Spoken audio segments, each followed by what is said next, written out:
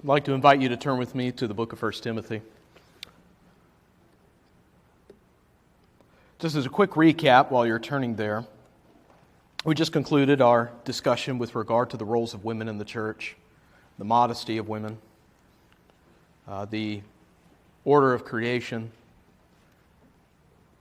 and all the beautiful tokens of God's blessedness upon a woman's beauty with regard to her calling as an image bearer of God, granted a mind to know the things of God, and the responsibility to walk in that high calling with the dignity of her role. And just by way of really recap, and just kind of brushing verse 15 there at the end of verse 2, getting into chapter 3,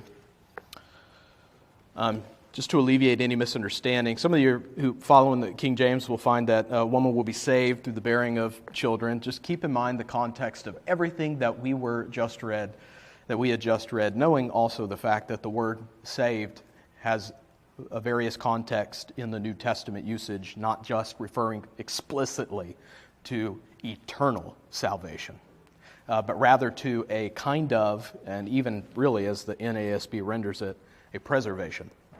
Well, preserved from what? Well, what was the last statement that was made? It was not Adam who was deceived, but the woman being deceived fell into transgression. Unless you should just think that's the end of it, that's the end of the statement, and they will bear that indignity for all time. No, do know that women shall be preserved through the bearing of children. See, you may want to turn your nose up and say, look, there's where death entered the world, and yet be careful, because that's also where life enters the world.